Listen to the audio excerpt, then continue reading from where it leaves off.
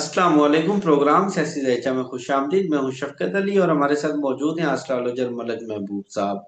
अच्छा, अभी अफगानिस्तान वाला फ्रंट तो कुछ नॉर्मल हो गया है और इंडिया की तरफ से पुरसरार खामोशी है।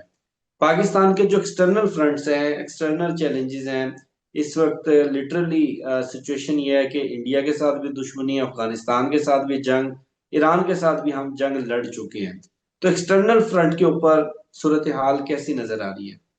देखें, एक्सटर्नल सूरत हाल अच्छी नहीं है। अगर आप ये हम्म। एक्सपेक्ट कर रहे हैं कि इंडिया अभी हम्म। कुछ दिनों में हमला करेगा, तो वो ही मैं भी एक्सपेक्ट कर रहा हूँ। अल्लाह ना अच्छा। करे, लेकिन ऐसे हालात बनेंगे। इनका हम्म। एक त्योहार होता है, दिवाली। जी ये जी। दिवाली दिवाली जैसे इनके लिए ना, ईद की तरह, जैसे हम लोग ईद मनाते हैं, ये इनके लिए हम्म। दिवाली ये ऐसे ही त्योहार है। तो हम्म। डेफिनेटली ये अपने त्योहार में कोई भंग नहीं डालेंगे, रंग में भंग नहीं डालेंगे। ये त्योहार के बाद ही मुझे ऐसा लगता है, जो कि तकरीबन तकरीबन अक्टूबर का एंड नजर आता है, जिसमें ये मेस बनेगा बहुत ज्यादा। अल्लाह ना हम्म। करे। अल्लाह से यही दुआ करें, क्योंकि ये कोई पटाखों का त्योहार तो है नहीं कि हमने पटाखे बजाने हैं। और जो जो लास्ट टाइम, मैं आपको बार बार एक ही बात करता हूँ कि जो चीजें हमने मई में देखी थी, इंडिया पाकिस्तान की जंग हम्म। में, वो हम्म। ट्रेलर था। अगर अच्छा। खुदा ना खास्ता इस दफा हो गया तो बहुत खतरनाक होगा। और फिर हम्म। अ, सबसे ज्यादा नुकसान, जैसे मैंने आपको बार बार बता रहा हूँ, जानी नुकसान नजर आता है। माल की खैर है, माल वापस आ सकता है, हम्म। जाने नहीं आएंगे वापस। तो अल्लाह से दुआ करें यही कि हम इस मुसीबत से निकल जाएं और ऐसा कुछ भी ना हो।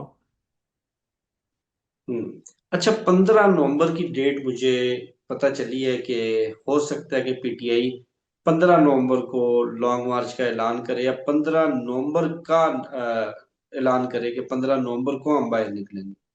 तो नवंबर आपको कैसा नजर आ रहा है? पीटीआई का जायचा क्या बता रहा है एहतजाज और लॉन्ग मार्च के हवाले से? देखिए, नवंबर में मैं ऑलरेडी आपको बता चुका हूँ कि पीटीआई जी। के लिए नवंबर जबरदस्त है। And, November and. और अगर हम्म। 15 नवंबर एग्जैक्टली अगर आप बोलें, तो फिर मैं इसके ऊपर थोड़ा सा काम करूंगा, जायचा निकालूंगा हम्म। कि 15 नवंबर क्या बताती है। लेकिन देखिए, मेरी बात सुने, आप एक बात याद रखिएगा। अगर हम्म। ये एंड में अक्टूबर के खुदा ना खास्ता इंडिया के साथ कोई महाज खुल जाता है, तो मुझे ये नवंबर पूरा मसरूफ दिखता है। अच्छा। जी, मुझे ये कोई 4-5 की दिनों की जंगें नजर नहीं आती। मैं आपको पहले भी बता चुका हम्म। हूँ। और अगर आप ये समझ रहे हैं कि अफगानिस्तान के साथ जंग खत्म हो गई है, अल्लाह करे ऐसे ही हो, अल्लाह करे ऐसे ही हो। हम्म। लेकिन इनका अगर हम पास भी देखें और इस वक्त के हालात देखें जायचे के हिसाब से, तो मुझे नहीं लगता कि ये सुकून से बैठने वाले हैं। ये हर हम्म। दूसरे चौथे पांचवें दिन कोई नई शरारत करेंगे। हम्म। हालांकि अमेरिकी सदर तो आपने भी प्रेस कॉन्फ्रेंस देखी, स्पीच देखी, वो कह चुके हैं शहबाज शरीफ को कि इंडिया पाकिस्तान दोनों अच्छे बच्चों की तरह रहेंगे। और कल भी उन्होंने पाकिस्तान और अफगानिस्तान के हवाले से गुफ्तगू की और उन्होंने कहा अभी तो मैं थोड़ा मसरूफ हूँ, मिडल ईस्ट जा रहा हूँ और मुझे रिक्वेस्ट आई है, मैं पूरी दुनिया में जंगें खत्म करवा रहा हूँ, मैं यहाँ पर भी पीस करवा दूंगा। अल्लाह करे सर, वाकई ऐसा हो। लेकिन देखें, मजे की बात यह है कि ये जितनी जंग रुकवाने जाते हैं, उसके फौरन बाद ही कोई नई जंग शुरू हो जाती है। हम्म। एक एक कोइंसिडेंस है या कोई इसके पीछे है, कुछ नहीं कहा जाता। लेकिन अगर हम सितारों की नजर से देखें, वो जितनी मर्जी कोशिश कर लें, चाहे हम उनको अच्छी नजर से देखें, बुरी नजर से देखें, जंग तो वो रुकवा देते हैं, इसमें कोई शक नहीं है, दो राय भी नहीं है। लेकिन अनफॉर्चुनेटली फिर कोई नई जंग शुरू हो जाती है। और मुझे हम्म। अगले 6 महीने में जंगें नजर आ रही हैं। अच्छा, मजीद अगले 6 महीने में जो पिछले 6 महीने गुजरे हैं उससे भी ज्यादा या उससे कुछ कम होंगी? देखिए, मुझे ज्यादा ही नजर आती हैं, स्पेशली हम्म। साउथ एशिया, मिडिल ईस्ट, और ये जो एरिया है, रशिया यूक्रेन, ये बहुत ज्यादा बढ़ते हुए आपको नजर आएंगे। हम्म। वजह ये जो 2 महीने स्पेसिफिकली टिल नवंबर एंड, ये बहुत ही हम्म। ज्यादा केओटिक है। अगर आपको मैं एक बात बताऊं दुनिया के हिसाब से, तो जी जी। दुनिया में बड़ी बड़ी हुकूमतों के तख्ते पलटते हुए नजर आएंगे, मैं आपको बता रहा हूँ। हम्म। अच्छा। उसकी वजह यह है, सैटर्न और राहु एक ही नक्षत्र में आ गए, और ये डिस्ट्रक्शन के जो है प्लैनेट कहलाते हैं। और जब भी ये हम्म। एक नक्षत्र में आ जाते हैं, तो फिर चीजें तबाही की तरफ जाती हैं, आसानियों की तरफ नहीं आती। तो मुझे ऐसा लगता है कि अगले 3 से 6 महीने बहुत दूर है। 6 महीने तो मैं 3 महीने की बात करता हूँ। 3 महीने में बहुत कुछ होने वाला है। बड़ी बड़ी मुल्कों के तख्ते उल्टेंगे। बड़े बड़े लीडर पलट जाएंगे। मतलब वो आज नजर आ रहे होंगे वो लीडिंग पोजीशन में है, और अगले दिन ही वो बहुत ज्यादा डाउन, मतलब जमीन के अंदर जमीन बोझ होते हुए आपको नजर आएंगे। देखिए शफकत भाई, देखिए गजा का, फलस्तीन से स्टार्ट करते हैं क्योंकि यही एक अच्छी न्यूज़ है हमारे पास इस वक्त। इसके बारे में मैंने आपको आज से 2 महीने पहले कहा था कि इनका टाइम चेंज हो रहा है और मुझे ऐसा लगता है कि यहाँ अमन आना चाहिए। और अल्हम्दुलिल्लाह ये इस प्रिडिक्शन पे वाकई अल्लाह का शुक्र है। और अल्लाह के लिए ही है सारी, जो जितनी भी हमारी शुक्राने हैं। और यूं कहा जाए कि इसका क्रेडिट तारीफ। जाता है वो अल्लाह ताला को जाता है, और तारीफ भी उन्हीं की चाहिए।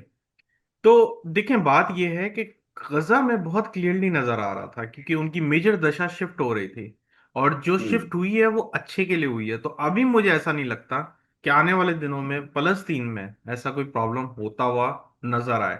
छोटे मोटे महाज लगे रहेंगे।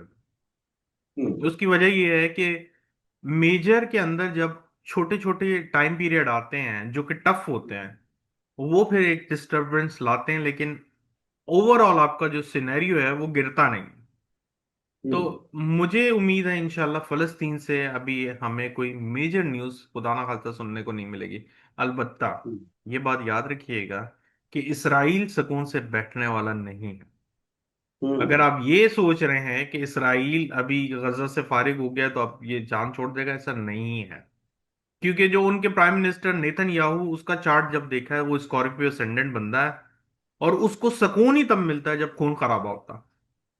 अब ये जायचे में बड़ा क्लियर नजर आता है। और ऐसे लोग जो होते हैं, या तो नॉर्मली नॉर्मली ये इस पोजीशन के काबिल नहीं है। क्योंकि ये या तो ये जो गोश्त काटने वाले लोग होते हैं ना, उनके जायचे में ऐसे कसाय। कॉम्बिनेशन होता है, कसाई या कसाई के कॉम्बिनेशन होने चाहिए, या फिर ऐसे लोग विद ड्यू रिस्पेक्ट फौज में होने चाहिए। क्योंकि फौज वाले जो लोगों का हॉरोस्कोप होता है ना, उनको भी अगर आप बोले ना जंग नहीं है, सब अमन है, अल्हम्दुलिल्लाह सब सही है, वो बेचैन होते हैं। ये उनकी फ्रिक्वेंसी ऐसी होती है। तो ये जो नेतन्याहू है, तो आपने बिल्कुल सही नाम बताया, कसाई। इसका जायचे में कसाई वाले हालात है, तो ये सुकून से नहीं बैठ सकता। इसको प्रेसिडेंट रोल सूट नहीं करेगा। दूसरी बात, आने वाले दिनों में जैसे मैंने आपको बताया कि इसराइल जब किसी और मुल्क में जाएगा तो इन्होंने एक नया महाज खोलना है। ये बहुत ही क्लियर है कि आने वाले 6 महीने सुकून से नहीं दिखते दुनिया में। और 16 अक्टूबर मैंने बहुत सी जगहों पे बार बार इसके ऊपर बहुत एम्फेसाइज किया है। 16 अक्टूबर इसलिए पर्टिकुलर लिया है क्योंकि जुपिटर जो है नेक्स्ट हाउस में ट्रांजिट कर रहा है, जो कि कैंसर है। अब लोग बोलेंगे कैंसर तो बहुत कंफर्टेबल हाउस है, जुपिटर का एग्जॉल्टेड पॉइंट है, ब्ला ब्ला ब्ला बहुत कुछ है। आप यूट्यूब छाने, आपको इतनी तारीफें मिलेंगी कि शहद की नहरें भी बहना शुरू हो जाएंगी, इतनी बड़ी बात है। लेकिन आप मेरी बात को समझें, ये जुपिटर का जो ट्रांजिट का जुपिटर है, ये कोई शहद की नहरें नहीं डाल निकालता। शहद की नहरों के लिए आपके जायचे में वैसे कॉम्बिनेशन होने चाहिए। ये जो ट्रांजिट है ये सिर्फ पॉइंट को एक्टिवेट करेगी, चाहे वो अच्छे हों चाहे वो बुरे हों, बस इसका काम ये है। तो अगर हम पाकिस्तान के जायचे पर आते हैं, तो पाकिस्तान के जायचे में काफी बैड कॉम्बिनेशंस नजर आ रहे हैं, जो कि मैंने आपको कल भी जिक्र किया है। और ये जुपिटर उन चीजों को एक्टिवेट कर देगा। अब वही बात है, उसका काम है एक्टिवेट करना, चाहे वो अच्छी हैं चाहे वो बुरी हैं। अब जरूरी नहीं है कि सबके लिए अच्छी हो, जरूरी नहीं है सबके लिए बुरी हो। Depending on your own chart, आपके चार्ट में जो कॉम्बिनेशन है वैसी चीजें होंगी आपके साथ।